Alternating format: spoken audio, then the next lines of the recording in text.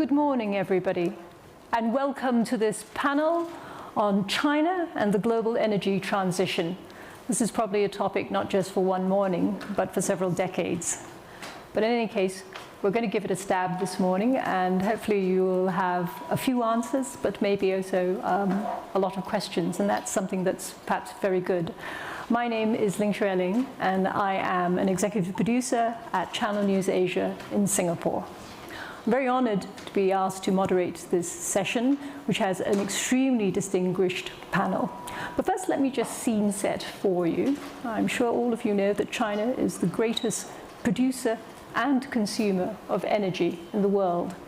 And what China decides, what the Chinese people decide, has ramifications not just for those living in China, but for all the rest of us. China at the moment already is investing incredibly in wind and solar power. In fact, they're one of the biggest investors in terms of new investments for these two renewables. But at the same time, they do have a lot of legacy things that they struggle with, and that is 60% of energy still comes from coal-fired power station. Now, the people I'm talking to today, that we get to talk to, are ones who have a great deal of insight into it. I'm very honored that we have the president of the State Grid Corporation of China, which is the largest utility in the world, and that is President Zhang Jigang, who is joining us from China. President Zhang literally lights up the streets of China. And also joining us from China is Professor Zun Ni. He is the Chief Manufacturing Officer of CATL. Now, for those of you who don't know what that is, you should be ashamed, because they are the largest producer of batteries for electric vehicles in the world. And China has more than half of all the electric vehicles in the world. So this is the person you want to pay attention to, and this is also, CATL also supplies a company that all of you I'm sure know, and that is Tesla.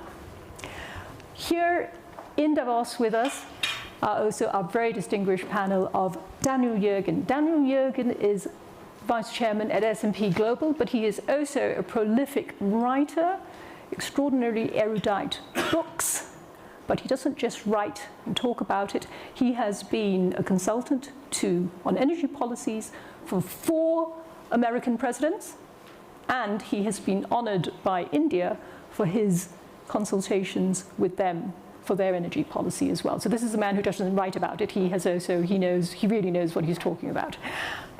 Last but absolutely not least, Elizabeth Gaines. I will be very biased to say that she's my favorite. Elizabeth Gaines is the CEO of Fortescue Metals. Now, Fortescue Metals is an absolute titan when it comes to iron ore mining. And they have had decades of connections with China, decades of supplying Chinese manufacturing. Now they are shifting, and they are also looking at decarbonization and green hydrogen. But I've promised Elizabeth Gaines that I will not steal her thunder, and instead we will move towards talking about this panel. Now, I'm going to kick off by talking about how China is going to manage this change into renewables when so much of it is really still anchored in coal-based power stations. How is China going to achieve its climate change goals when this happens? So President Zhang is doing this on a scale that pretty much I think none of us can compare with. In fact, what he is doing is unprecedented. So President Zhang, would you like to tell us a little bit about how do you think that how you're going to handle all of this?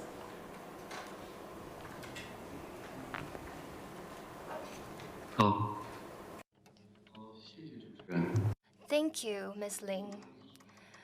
Good morning. First of all, I would like to thank the World Economic Forum for providing us this opportunity, this platform, to have this exchange. So first of all, I'll talk about some basic information of the SGCC, State Grid Corporation of China. So our core operations are the construction and management of the power grid. our coverage, our service coverage is up to 88% in China, providing electricity for more than 1.1 billion people.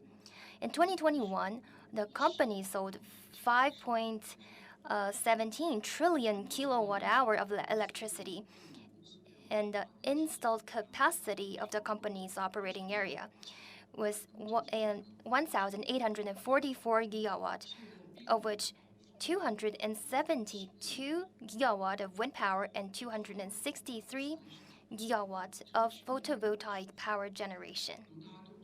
So as we all know, recently, the theme of China's energy and power industry has been green development and energy transition. In particular, in September 2020, President Xi Jinping made a commitment during the 75th session of UN General Assembly to say that China will have its carbon peak by 2030 and carbon neutrality by 2060. Recently, we have a complete top-level design and policy around energy transition. We feel that under the guidance of the government, we have made important achievements. So some numbers for you from 2015 to 2021. Non-fossil energy consumption as a share of total energy consumption rose from 20% to 16.5%. And the installed capacity of renewable energy grew to 1,030 gigawatt. So with an average annual growth rate of 13.1%. So recently, for the last 2 years, mostly we focus on wind power and solar power. We have a new installed capacity of more than 100 gigawatt per year. The proportion of electric energy and energy consumption increased from 21.4% to 28.2%. And the level of electrification of terminal energy consumption ranked among the top in major countries in the world. So the power grid, let's talk about the power grid. It is a platform for energy conversion, transmission, and matching the supply and demand. So we have a responsibility in this energy transition movement. In recent years, I just want to talk briefly about our work in recent years in 4 different points. The first point, we are strengthening the interconnection of power grids. We want to play out the full potential of our existing installed capacity. We just want to use the existing capacity. Also, we're supporting distant bases, the development of distant bases. We're also facilitating the integration of new energy into the grid. In the past 5 years, an average annual investment of 410 billion yuan in power grid infrastructure. So as we can see, the scale of our power grid is growing exponentially. So that is my first point. Our second field of work is that we're developing advanced power transmission technology. The reverse distribution of China's energy resources and low demand requires a very wide range of resource allocation. So we need to send electricity to faraway areas. So that's why we have UHV transmission projects. So this is a very special kind of project. For now, we have 29 different UHV transmission projects with a total length of 39,000 kilometers. So one of which is more than 3,000 kilometers long. So after the end of the Beijing Olympics, we also constructed a flexible transmission project near Beijing in Zhangbei. So as we can see with this project, it helps us to better optimize our power grid. So that is our second field of work. The third field of work is to improve the regulation capacity of the power system. So as Ms. Ling mentioned, we have to better regulate our energy. So we want to integrate new energy. And by integrating new energy, we have to know how to regulate, how to integrate the whole power mix. We believe that we have a very good storage technique. For now, we have a large capacity of storage. At the same time, we're also promoting flexible retrofitting of thermal power units by approximately 100 gigawatt. And new energy storage, we're still in the development stage. We have an ambition plan of having 100 gigawatt storage capacity by 2030. We're also actively tapping the user side to adjust resources, so then they can use all the different types of energy. So that's the third field of work. The fourth field of work is the digital transformation of the power grid. Without a digital transformation, it's difficult for us to step into the new era. We have 8,000 smart substations. They're like pure smart substations. And we have 500 million smart meters. So from households to companies to factories, they'll have smart meters. And at the same time, we have more than 90% of the distribution network has been automated, which they're easily observed and easily controlled. At the same time, from the supply side, we have the world's largest new energy cloud platform, and we're providing our service to a lot of people. We have a one-stop full process online services for 2.67 million new energy stations and with 540 gigawatt of installed capacity. We're trying to cut our cost and make our service more efficient. For the demand side, for our user, where we have built a platform, an intelligent vehicle networking platform. We have a lot of chargers. Our number of chargers has exceeded 1.5 million. So we're the power grid operation with the highest voltage level, with the largest connection scale, and we also have the strongest resource allocation capacity. So I just mentioned 4 fields of work that we're continuing in order to start this energy transition. Thank you, Ms. Ling. Be into only electric vehicles, but I think that President Zhang has already raised some very, very interesting questions. So I'm going to throw this immediately out to the audience and say, how many of you are driving an electric vehicle at the moment? 1, 2, 3, 4.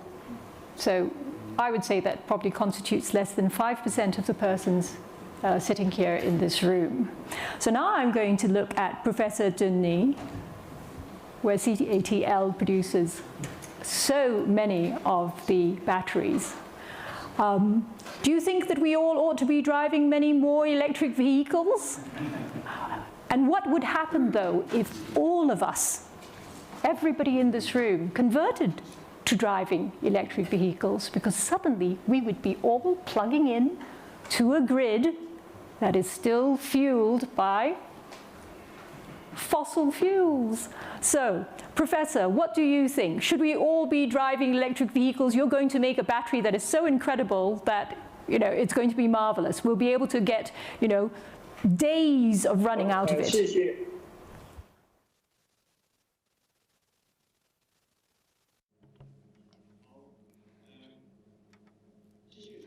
Thank you, Ms. Ling, for your question. Good morning. Good morning to all the participants today. So, first of all, I'll talk a little bit about CATL. CATL is a company that is engaged in energy transition. We're an innovative technology company. We're a very young company. CATL, in the beginning stage, we positioned ourselves is to work in the field of new energy and make important contribution. CATL operations include the replacement of fossil energy, all types of energy storage. So this is our position in the beginning of our company. And as we develop, as we see the evolution in the market, we're also evolving. So I heard that maybe only 5% or less than 10% of the audience today have EVs. But in China, because China is aiming for the dual carbon goals, we're working on the new energy transition. So from different aspects, you can see that China is developing very fast in the new energy field. We have a large number of cells in EVs, especially in the first quarter of 2022. We also see very stellar cells in EVs, in new energy vehicles. In China today, we see that new energy vehicles has reached 20%. When we look at major markets around the world, we can see that policies around new energy vehicles would believe that by 2030 or by 2035, we'll no longer see the traditional cars running on the street. So we know that the transition is happening. So concerning the question from Ms. Ling about the energy system, the energy mix around the world, we're still highly dependent on fossil energy. So CATL, apart from working from the generation side, we're developing new products. We're also working on transmission and all along the chain. So I heard Mr. Zhang mention that China is still dependent on fossil energy, and we're transitioning into the new energy era. Now we're talking about hydropower, nuclear power, solar, and photovoltaic power. So these are all new energy, green energy. So these new energy, we're seeing rapid development of these energy. It will have a shock on the traditional power grid. We're talking about the security, the stability of new energy. So because of this, these new energy, sometimes they're intermittent. We have to have a large storage capacity in order to ensure the stability of energy supply. So as what Mr. Zhang mentioned, in the Chinese market, we have most of the new energy are concentrating in the western part. However, the demand is on the eastern coastal areas. So we're also discussing how to send electricity from the west to the east. So from the perspective of CATL, we're working different products, on different products of EVs. We're also working on different areas, providing different products. We want to contribute to the new energy field. Thank you very much. Many of us will sometimes think that it's perfectly possible for all of us to have electric vehicles everywhere. But I will just ask Elizabeth about her use of electric vehicles. By the way, also, one of the things is that Fortescue Metals uses a tremendous amount of energy for transportation. But do you drive an electric vehicle, Elizabeth? Well, I don't, Lynn. I must confess to that, but mainly because in Western Australia we don't have any recharging infrastructure, and if I had an electric vehicle I'd be plugging into a grid that's fueled by fossil fuel. So, and we've just had a change of government in Australia over the weekend, largely because of the lack of ambition on climate policy, and that's been a clear message from the people of Australia. So hopefully we'll see more advancement, and that will encourage more of us to adopt electric vehicles. But I think electric vehicles is one aspect of dealing with emissions, but more broadly, and if I look at it from a heavy transport, those hard to abate sectors, we strongly believe that green hydrogen will have a significant role to play in the future of the heavy transport sector. We're investing in the decarbonisation of our mining operations, and maybe just to give that some context, our Scope 1 and 2 emissions, and we're the 4th largest producer of iron ore globally, are just over 2 million tonnes of CO2 equivalent. But our Scope 3 emissions, and we sell over 90% of our product to China, at 252 million tonnes of CO2 equivalent. So we're tackling that decarbonisation, both for our iron ore operations, and we have a target to achieve carbon neutrality by 2030, but we have a very ambitious Scope 3 target to achieve carbon neutrality by 2040. Now, clearly China has a goal of 2060, but by setting a target of 2040, we're effectively saying that we see the steel industry in China decarbonising by 2040. And we're finding very strong engagement with our customers. Green hydrogen will be a vital element in that, because we can, by producing green iron, we can bypass the sintering process, we can produce green steel, and we're working very closely on that technology and innovation with our customers in China. And the steel industry in China represents about 9% of total emissions in China, so it's a very important part of the decarbonisation of China. So whilst we obviously applaud setting a goal of 2060, we actually think there's a real opportunity to bring that forward, and it could be as much as 2 decades earlier. But getting back to that heavy transport sector, we're working on green fleet technology, and we're looking at green ammonia, green hydrogen. Obviously solar and wind will have a part to play in the production of green hydrogen and green ammonia. But if you think about the shipping industry, and we ship obviously our product to China, if shipping were a country, it'd be the 8th largest emitter in the world. So we have to address some of these other transport sectors that aren't going to be dealt with through batteries or electrification. And we're doing that through the advancement of technology, both in green ammonia and green hydrogen, a very important part to play in that decarbonisation globally. But we know China has ambitions for green hydrogen as well. And already this year, I think, has set a target to produce between 100 and 200,000 tonnes of green hydrogen. But there are ambitions to grow that significantly.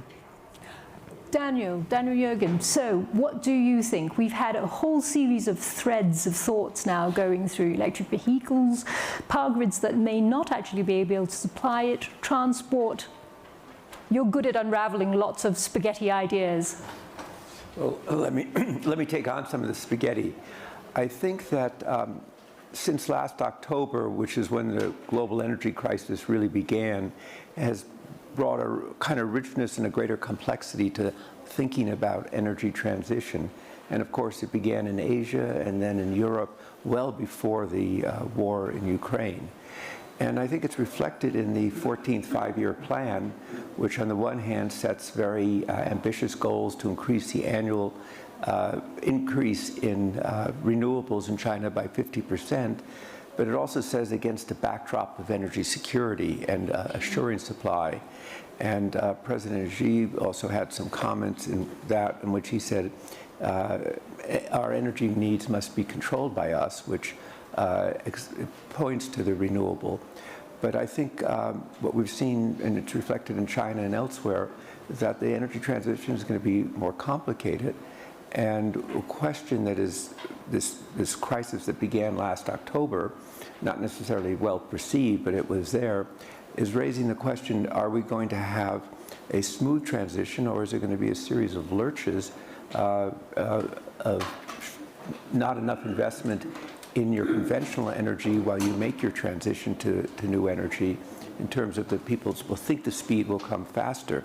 So I think there is as the 14th five-year plan said, energy security is back on the table. The amnesia about energy security has been put aside. The second point that I wanted to make goes back to metals. And what we've been looking at is the new supply chains for net zero carbon or net zero emissions. And there are a lot of challenges there when you look at the scale and the size of the growth. And we are looking at least in a very granular way, on copper, saying if you're going to achieve these goals out here, what do you need, what's going to be the input that you're going to need for metals, and particularly copper? And when you look at it, you see that there's a gap, and the question, how will that gap be closed? Will it be closed by price? Will it be closed by innovation? Will it be closed by recycling?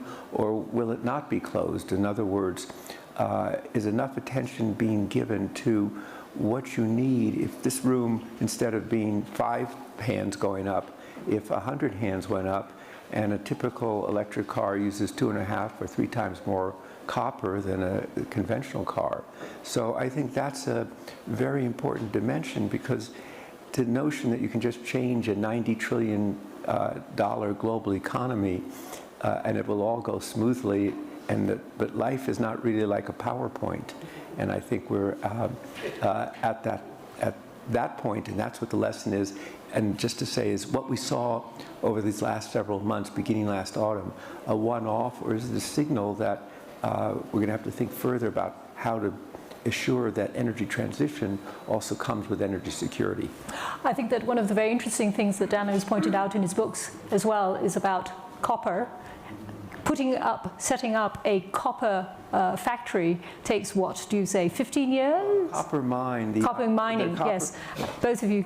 The copper mine, it says, we would talk about iron, but the International Energy Agency says 16 years. 16 years. Some other people say actually longer, and they say in some countries like the United States it may take forever. So these are always, this is definitely a marathon. This is not a sprint. If you think that it's a sprint, then you're in the wrong room. These are obviously things that are going to take a lot of thinking. Now, Davos has always been known for being non-discriminatory, so therefore we're going to take questions now from people who don't have electric vehicles. So, does anyone want to ask our splendid panel, rare opportunity, a question? And as I said, we are always fair. We will take questions from people with non-electric vehicles. We don't judge you. No? Are we good? Maybe as a thought starter, just on that last point around the length of time to develop a copper mine. The 16 years is not the construction of a copper mine. The 16 years is the approvals pathway. So if we actually want to address this issue and we want to have the supply of materials, we actually need to have governments working with business. Business is getting on with it. We're drilling for copper in South America, in other parts of the world, because we recognise this growing demand. So we're not just focused on iron ore, we're focused on diversification in commodities as well as renewable energy. But the approvals pathway, without that government support, then it's 16 years, or to Daniel's point, it could take longer or never. So this is, and I agree with Daniel, we either have to find ways where we can have a smoother pathway to meeting this growing transition, or we're going to have a few missteps along the way because the supply won't be there.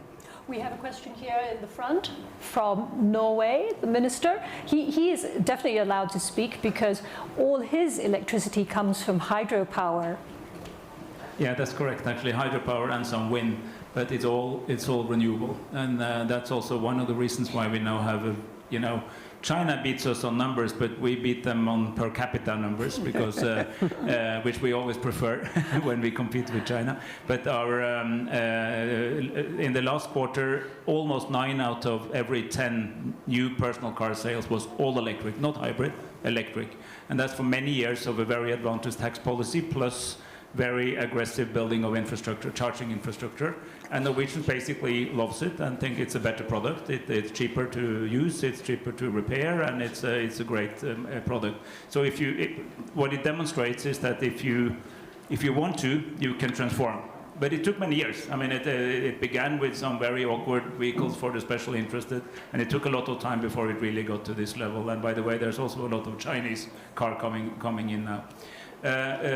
But my point is, of course, it was easier for us because our electricity was already green, because it only helps you partly if your electricity is coal. But I still think we should decouple the two, because you should go for changing the use regardless of the energy source, and then you should in parallel change the energy source. So the argument is weak, because yes, your emissions are not going very much down on day one, but maybe on year 3, your energy mix has changed, and on year 5 it's changed even further.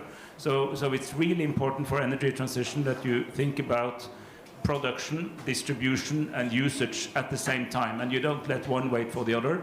And that requires a very solid public-private partnership in order to set the clear direction. And that's our experience, and good news, it works. Wonderful. Can I put the question then in a way to President Zhang? Because one of the things I noticed that you've spoken about previously is that companies in China need to do more. And in a way, from what Elizabeth is saying, is that they're expecting actually the steel companies to do more, and probably to do more quite quickly, by a good few decades. President Zhang, do you think that that's realistic, in the sense that, is that what you're seeing when you talk to companies and about their consumption and about the changes that they're making?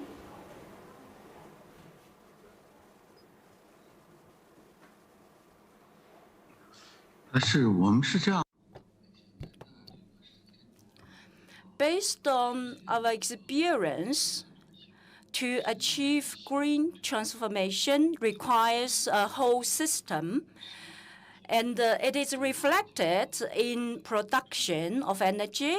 At the same time, priority should be on the consumption and other aspects. So it requires all industries and all actors, including government and the businesses, to work together. And so regarding the question, and we actually feel the pressure, but on the one hand, we need to ensure the security of energy supply, but at the same time, we should also look into the economical viability. So from the perspective of China, to achieve green transformation, it's an energy revolution. So China actually has promulgated a new energy policy. It mentioned the 4 types of revolution. First, the revolution is on energy supply. So it means that priorities will be on the development of hydrogen energy. By 2030, the installed capacity of new energy should reach the 1,200 gigawatts. So currently, we are confident about the energy security, and we are confident that the goal will be achieved. And the proportion of non-fossil energy actually reached 25% of the total energy consumption. So from the perspective of businesses, we are very confident in achieving our goal. So far, we have done a lot of work. So as a state grid, we focused on the distributed energy kind of feeding. And we focus on some land area which cannot be developed and utilized, like deserts and the Gobi. So we actually have developed a lot in those areas. So another one is another revolution is on consumption. So in China, first principle is to it's energy efficiency. We need to save energy. So we need to control. We have a dual control policy focusing on energy intensity and the consumption in order to improve the energy efficiency. So that's the first one. But at the same time, we also feel that when we look at wind energy, and we know that it had been converted into electricity so that the wind can be better utilized. So as a state grid corporation, we focus on our end users and encourage them to replace coal and fuel by using electricity so that we can achieve a low carbon goal. And by 2030, and we hope that the proportion of electricity in final energy consumption will be 36%. At the same time, we should also focus on the technological innovation. Well, because the energy transition requires innovation. And so innovation is the key component here. Without technological innovation, it is difficult to achieve transition. So in the following 10 years, we will invest 30 billion RMB. And at the same time, we also push forward the market-oriented operation. And because we think the market is very important for the regulation and allocation of resources. Just now, I mentioned that it's a whole system work, so it requires international cooperation as a business, and we are very active in strengthening, cooperating with our international counterparts so that we can work together to achieve energy transition. Thank you. Professor Denis, I'll pick up on something that President Zhang was saying, and that is about efficiency and about technology. Because in the end, isn't that going to be our saving grace? In fact, that's the one thing maybe where we can, we can shortcut all of these things that are burdening us if we can make a change, significant changes in efficiency of how we use energy, in even our batteries, all of these things. Now, that's something I know that you've spoken about very often. Do you believe that that technology and innovation realistically can actually make things much better very shortly? Is that directed to me? To Professor, well, yes, I have two professors over here. So Professor first with Professor Denis, and then we'll move on to Dan Jürgen. Yes.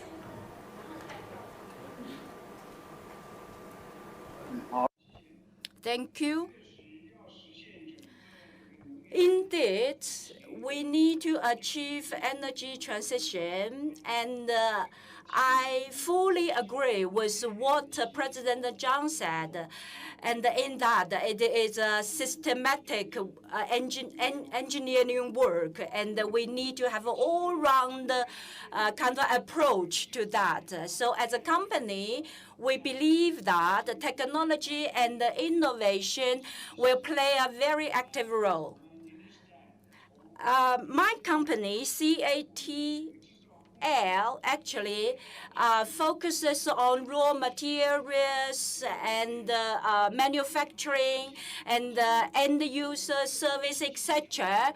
And so we actually have done a lot in new materials. For example, last year, we actually developed kind of sodium battery. It's kind of sodium-ion battery.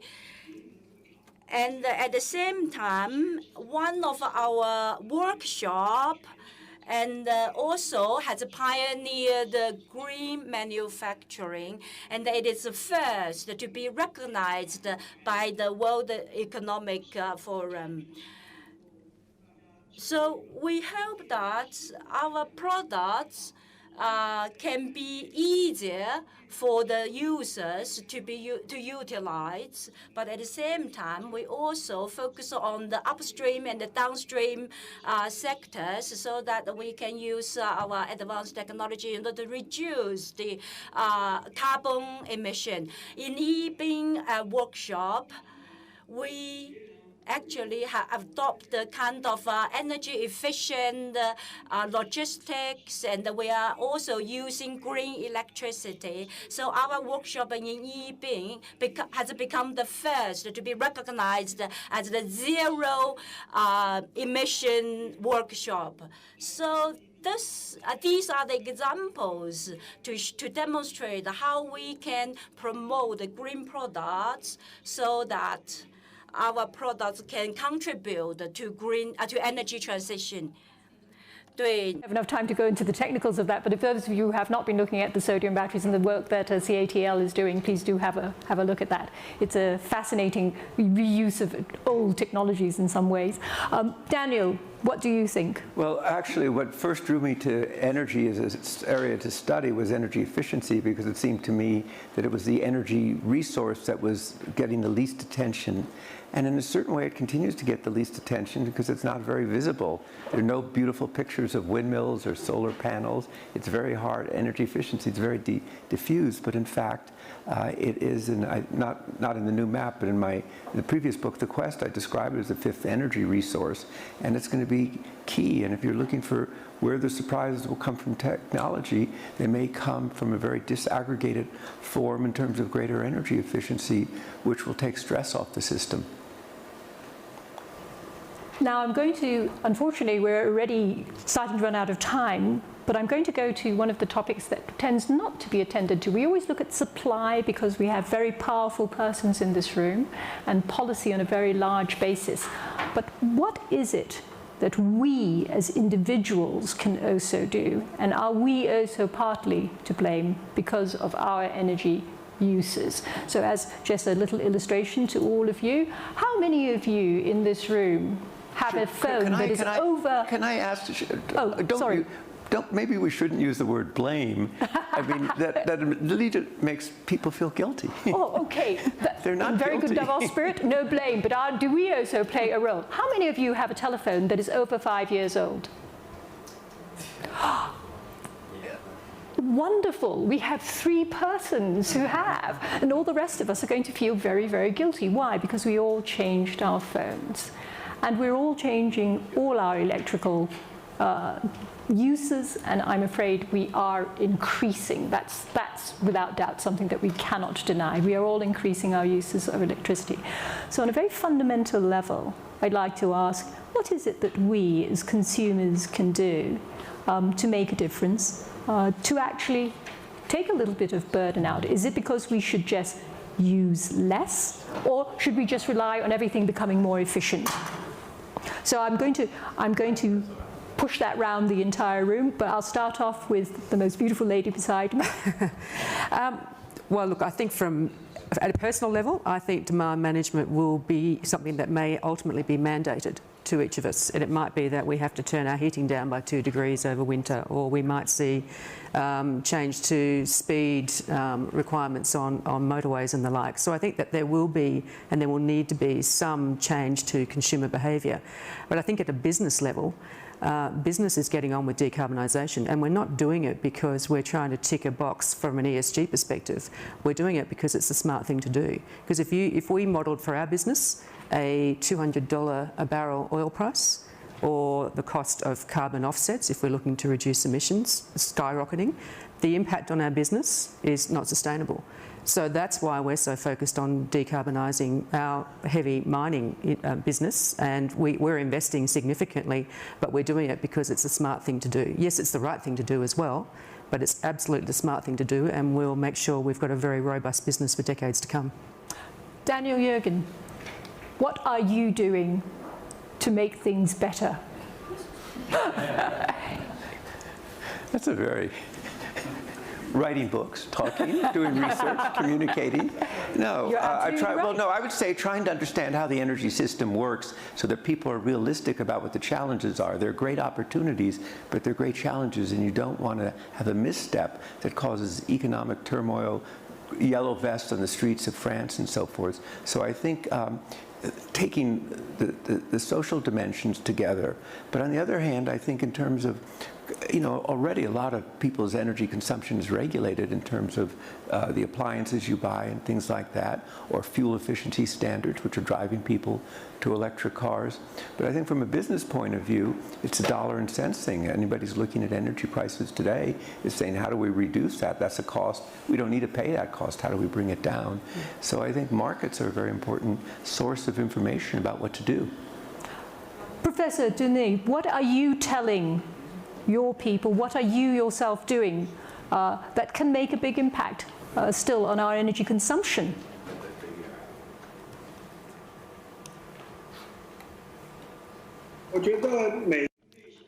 So I believe that each consumer should change their behavior. In CATL, we are expanding. We're having different products using clean energy. We're also providing our services to rural areas so that people living in those rural areas can use clean energy as well.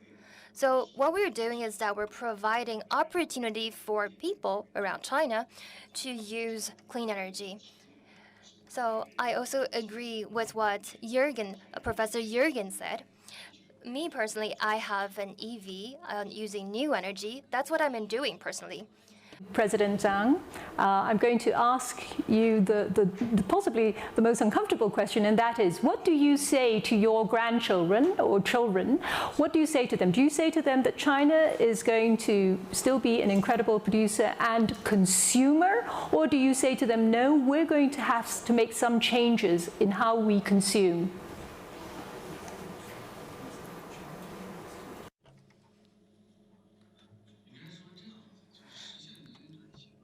To achieve energy transition, to use clean and new energy, this is already a consensus in China. Me, being someone working in a power grid corporation, I feel deeply about this topic. I heard several panelists talking about what we can do in an individual level. We should change our consumption behavior, consumption habits, to start from an individual level, to help the transition to our new energy in order to have a contribution to the society. But from a corporation perspective, we're also using the power of our grid system. Being a company or being a consumption, the whole transition, all changes in our consumption habit will move toward the decarbonization, the decarbonizing model. And we're willing to work with everyone in order to accelerate the transition to clean energy. Thank you. Very much. I would like to thank my excellent panel, and I hope that all of you will do a very green thing with me now, and to raise the temperature of this room, not by an electrical thing, but just by putting your hands together and clapping for this very excellent panel. Thank you, ladies and gentlemen.